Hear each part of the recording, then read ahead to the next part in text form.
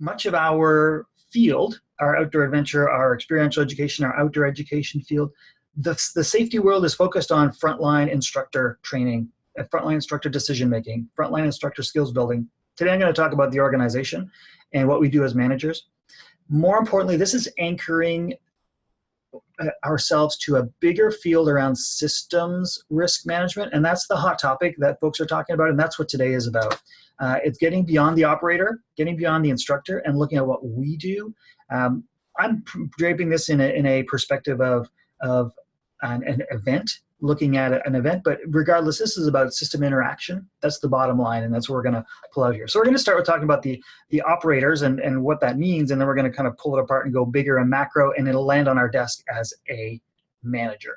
Let me pull in a little bit of the theory and a little bit of what people are writing about in this world. Human fallibility, like gravity and weather or terrain, is just another foreseeable hazard. We're going to make mistakes. We start from that position. The issue then is not why did that person make a mistake, but how is it that it failed to be corrected, either at the time by themselves or based on our safety systems that we have in the background. And James Reason is one of the granddaddies in this field. We're going to introduce you to two here today. James Reason is the first of the two. And he was the first to put on our agenda an idea about what we need from an organizational systems to protect these errors and anticipate that these errors are going to happen.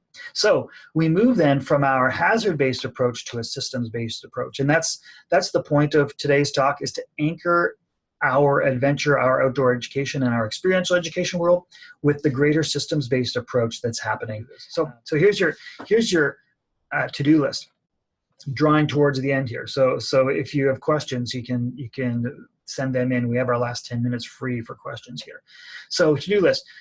Number one, this whole story starts at risk tolerance, in my opinion, is to ask, what do we say about our risk and what do we really do about managing risk? And look for alignment between those. And you know what? You ask your staff. And if you have a frank relationship with your staff, a good safety culture, and they can tell you where there's misalignment between here's what you say as a manager and here's what you make me do as a staff, they'll help us understand that, and we can plug those gaps. That probably goes the furthest of everything that we're talking about, to get rid of the insidious latent errors that are invisible.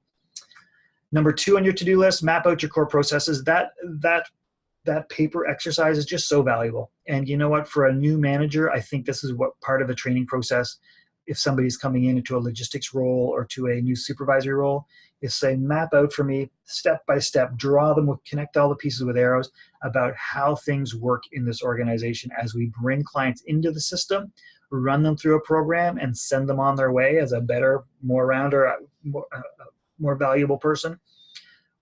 Write it all down. That opens up the door conversations about what we're doing, and it looks at our systems. So number three then, trial run your systems.